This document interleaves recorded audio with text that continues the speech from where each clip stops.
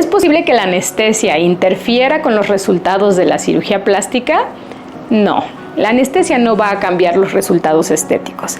La anestesia es una técnica que permite que podamos llevar a cabo una cirugía, en este caso una cirugía plástica, pero no tiene ese impacto. No es que un escote nos pueda quedar mejor o peor porque recibimos una anestesia. La anestesia es un medio para poder llevar a cabo cirugías, es decir, para que me puedan operar yo necesito recibir una anestesia, pero en casi todas las especialidades, si no es que en todas, no va a tener un impacto significativo sobre los resultados estéticos. Hay ciertas cirugías que tienen que ver con la microvasculatura, que tienen que ver con cirugías microscópicas, etcétera, en donde sí, un tipo u otro tipo de anestesia sí puede tener impacto en esas cirugías, pero regularmente son cirugías reconstructivas, cirugías de otra índole, pero no de contorno corporal o de estética o de cirugía plástica. Entonces no, la anestesia no debería de tener un impacto en tus resultados. ¿El alcohol o el tabaco pueden afectar una anestesia? Por supuesto que sí. El alcohol y el tabaco pueden afectarlo todo, ¿ok? Una persona que fuma tiene alteraciones en la movilidad de entrada, en la movilidad de ciertas estructuras a nivel de la nariz, de los bronquios, de los pulmones. Entonces, una persona que fuma va a tener más probabilidad de complicaciones respiratorias, además de que está incrementado el riesgo de alteraciones cardíacas como un infarto. También en los tejidos, ya dentro de la cirugía plástica, los tejidos de una persona que fuma tienen menor cantidad de riego sanguíneo porque las arterias más distales del cuerpo, es decir, que están más sobre la piel, tienden a cerrarse. Entonces, pues las heridas pueden sufrir. El alcohol, una persona que consume alcohol desarrolla algo en el hígado que nosotros le llamamos una inducción de metabolizar los fármacos de manera acelerada. Ese hígado está acostumbrado a estar trabajando sobre cantidades pues importantes o cotidianas o crónicas de alcohol, entonces pues los fármacos anestésicos podrían resultarle con un metabolismo muy fácil y tener que utilizar más cantidad de medicamentos que se va a traducir en efectos adversos que nosotros no queremos. Ahora, lo que sí hemos notado dentro de la cirugía plástica es que el alcohol consumido, cualquier tipo de alcohol, en los 15 días previos a una cirugía nos incrementa la probabilidad de sangrado, entonces afecta tanto en la anestesia como en lo que podemos hacer dentro de un quirófano y por supuesto también en los resultados estéticos. Así que un mes antes de la cirugía no consumir tabaco, no vapear, no estar cerca de personas que consumen o vapean, y 15 días antes de la cirugía no consumir alcohol de ningún tipo, ni siquiera vino tinto. ¿La anestesia altera o afecta la capacidad de tomar decisiones después de la cirugía? Tenemos que hablar qué tan después. Si una persona está recién despertando de una anestesia, pues en los primeros 10 o 15 minutos, dependiendo de la técnica, pues no va a ser capaz de tomar decisiones importantes, ¿no? Una anestesia, como es una sedación endovenosa en un periodo de unos 20-30 minutos, una persona debe de estar en capacidad de poder decidir sobre su persona o sobre su entorno. Nosotros lo que no permitimos después de cierto tipo de anestesias es hacer situaciones que tengan que tener demasiada coordinación o que sean de cierto peligro, como manejar, por ejemplo. Ahora, si estamos en una anestesia en donde pasamos 6 horas dentro de un quirófano, pues el despertar a lo mejor sí puede ser muy rápido. Aquí particularmente las despertamos muy rápido, es decir, están conscientes en una sala de recuperación, pero todavía no es el momento de poder tomar decisiones. Aquí sí tendrán que pasar a lo mejor 2 horas, un poquito más, como que para que la paciente esté plenamente en uso de sus facultades para poder decidir, pero despiertos y conscientes están de una manera muy rápida. ¿Es posible que me despierte durante una cirugía plástica? No. Ya no debería de pasar. Actualmente la anestesia, de hecho para cualquier tipo de cirugía, puede ser controlada y monitorizada. Utilizamos un sensor que va en la cabecita que lee las ondas de conducción eléctrica de tu cerebro, un electroencefalograma que me va diciendo a mí como anestesióloga qué tan dormida, qué despierta te encuentras. Entonces un despertar intraoperatorio, así se llama, actualmente ya es muy poco probable. Tendríamos que tener alguna condición médica de un metabolismo raro de los anestésicos que no nos permitiera tener como el tiempo de detectar que un paciente está despertando como para que esté completamente despierto dentro de una cirugía. Ahora, Hay cirugías en donde utilizamos una sedación, que es una sedación moderada a leve, en donde intencionadamente vamos a despertarte en algún punto, y eso no significa que estés despertando dentro de tu cirugía. Son momentos controlados que nosotros buscamos para verificar ciertas situaciones con las pacientes, pero es esperado, no es algo que ocurra como si fuera una situación de un error. Entonces no es común ya que despierten dentro de una anestesia en cirugía plástica. ¿Qué pasa si tengo miedo a la anestesia? Bueno, no pasa nada.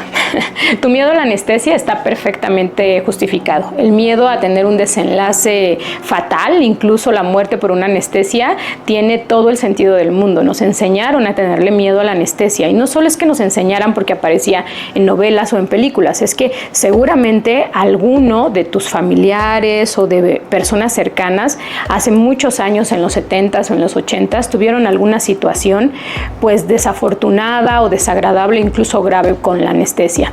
Pero es que tiene toda la relación con la evolución propia de la ciencia médica. La anestesia es una de las ciencias que más ha evolucionado en los últimos 100 años. Para que tú te des una idea, muchos dispositivos con los que contamos ahora, como un oxímetro, como un brazalete para medir la presión arterial, ya no se digan monitores mucho más sofisticados como monitores de gasto cardíaco y hemodinamia y de profundidad anestésica, tienen muy poquito de estar dentro de la ciencia médica. Algunos son de los años 70, de los años 80, de los años 90. Entonces sí, eso de se les pasó la anestesia podía pasar, tuvo efectos graves por la anestesia, podía pasar. Entonces algo que es desconocido y provoca tantos efectos adversos en personas incluso cercanas a nosotras, pues puede generar todo el miedo.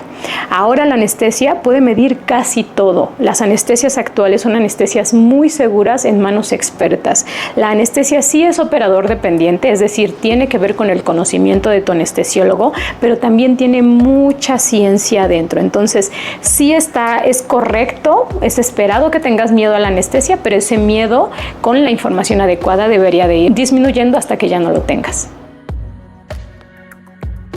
¿Por qué algunos pacientes son más sensibles a la anestesia que otros? Ok, aquí depende de las condiciones del paciente. Sí hay pacientes que por cuestiones enzimáticas o de metabolismo a nivel hepático pueden responder de una manera diferente a ciertos anestésicos. Eso podría ser una respuesta, porque unos tienen mayor sensibilidad que otros. Pero también tiene que ver los hábitos que nosotros tengamos. Hay personas que al tener consumo de alcohol, consumo de sustancias, consumo de drogas, pues el cuerpo ya está más acostumbrado a estar en ciertos estados de alteración de la conciencia, que muchas veces, a pesar de que uno ponga una cantidad importante de anestesia, no van a tener la misma respuesta que una persona que no consume alcohol, no fuma, no consume drogas jamás en su vida. Entonces eso puede dar una sensibilidad diferente a los anestésicos en general. ¿Cuánto tiempo antes de una cirugía plástica debo de hablar con el anestesiólogo? Bueno, espero no causar controversia y sobre todo con mis colegas, pero el anestesiólogo tendría que ser una persona que tú tienes que conocer con mucho tiempo de antelación a tu cirugía. Mucho, estoy hablando de días, 1 o 2 semanas, tampoco por años, ¿ok? Dependiendo de las condiciones médicas que tengas. Hay ciertas situaciones que nosotros tenemos que comenzar a monitorizar, a veces desde un mes antes. Una persona que está descontrolada de su tiroides, una persona que está descontrolada si es que tiene problemas con la regulación del azúcar o de la presión arterial o algún otro, tenemos que empezarlo a ver con mayor tiempo. Nosotros siempre intentamos que las pacientes sean revisadas, en mi parte por anestesiología, desde 15 días antes de su cirugía, porque en ese punto es donde todavía podemos manejar ciertas cosas. Si hay que premedicar, es decir, poner un medicamento que nos ayude a tener una mejor evolución, si hay que hablar del miedo a la anestesia, del miedo a la anestesia en la espalda, etcétera, siempre intentamos que sea 15 días antes. Lo que ya no es tan correcto, o al menos no para nosotros como equipo de trabajo, es conocer al paciente exacto el día de su cirugía. Por muy sano que esté el paciente, no debería de ser lo más adecuado. Entonces, ¿cuánto tiempo? 15 días antes, un mes antes. Yo creo que es un buen periodo de tiempo para conocer y ya tener contacto con tu anestesiólogo. ¿Me dolerá cuando me pongan la anestesia? Bueno, depende qué anestesia. Si nosotros tenemos que poner una anestesia endovenosa, pues es imposible que no duela, aunque sea el piquetito que nosotros damos para colocar un suero. O sea, eso no, a veces ni siquiera podemos evitarlo. Ponemos algunas cremas que nos ayudan a disminuir la sensibilidad, pero la verdad es que no quitan al 100% el dolor, pero siempre va a ser un dolor como cuando te sacan estudios de laboratorio. La anestesia que colocamos en la espalda, ahí sí es un procedimiento que no debería de ser doloroso. Actualmente lo único que justifica poder poner una anestesia con un paciente totalmente despierto y consciente al momento de poner una anestesia en la espalda, por ejemplo, pues es un paciente que está con alguna situación de riesgo o cuidando de otra persona, como es un embarazo, a lo mejor un procedimiento en donde no se cumplan ciertas horas de ayuno, etcétera. Pero en teoría, si es un paciente como lo tenemos en cirugía plástica, que son pacientes sanos sin mayor problema, pues podemos dormirlos antes para que no tengan esa percepción de dolor. Entonces no, tu anestesia no debería de doler. ¿La anestesia puede tener efectos a largo plazo? Ok, esta es una pregunta muy abierta, ¿no?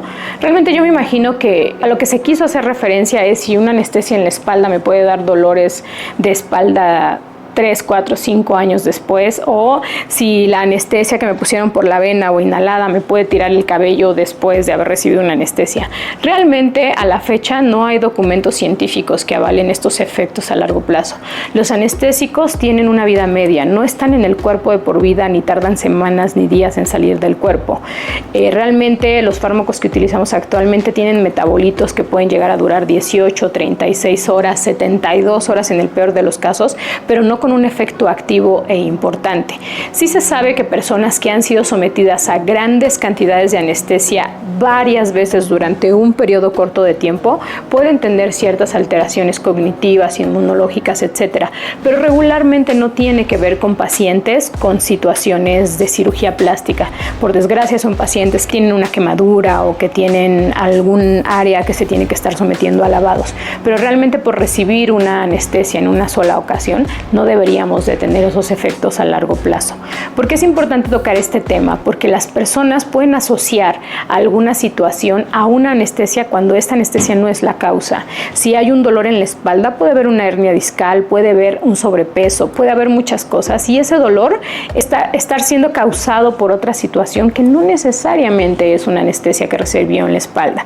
Ahora, si se me está cayendo el pelo después de una anestesia, muy seguramente no es por la anestesia, puede ser por algo que se llama respuesta metabólica al trauma, que es un desgaste que tiene el cuerpo por una cirugía, o bien estar pasando por deficiencias de ciertos minerales o ciertas vitaminas o hierro que nos puede hacer tener esta situación. Entonces no confundir algo que me está pasando muchos años después, muchas semanas o meses después, con algo asociado a una anestesia, porque podemos estar descuidando nuestra salud.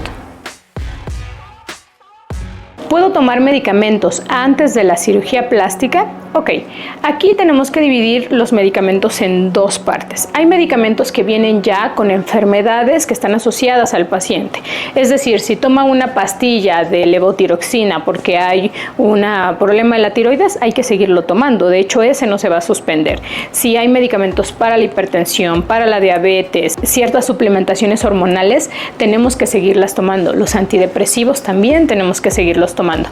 Pero todos estos medicamentos son medicamentos que ya vienen prescritos por un médico desde una etapa anterior a la cirugía plástica y que no debe suspenderse salvo previa autorización del médico tratante. Lo que no debemos de hacer previo a una cirugía plástica es automedicarnos. Es decir, tengo un dolor de cabeza, tomo Excedrin, tengo alguna situación y tomo algún medicamento que no esté informado el equipo, porque hay ciertos medicamentos que prohíben las cirugías como aspirina o ácido acetilsalicílico, y medicamentos que provocan sangrado como analgésicos no esteroideos, el ketorolaco, la neomelubrina. Entonces lo ideal es no consumirlos, salvo que ya sean medicamentos que nosotros conocemos y que vienen prescritos por un médico con anterioridad.